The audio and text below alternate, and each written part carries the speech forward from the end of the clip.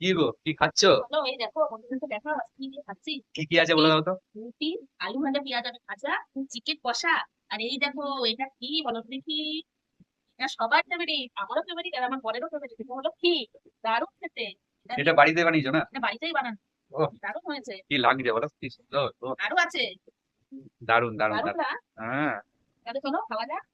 ঠিক আছে, শুরু করো। আগে কোনটা দিয়ে খাবো বলো তো? চিকেনটা দিয়েই খাবো, চিকেনটা আমি ভালোবাসি না, তাই চিকেন দিয়েই খাবো। এই দেখো, টেস্ট হয়েছে, দারুণ। ওই তো, আলু ভাজাটা দিয়ে খেয়ে নিচ্ছি। আলু ভাজাটা দিয়ে না খেলে তো আবার মন খারাপ করবে আলু ভাজা। তাই একটু আলু ভাজা দিয়েও খেয়ে দেখছি।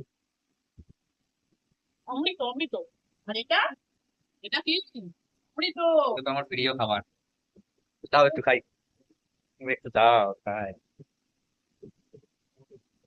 আহ, দারুণ হয়েছে, দারুণ হয়েছে।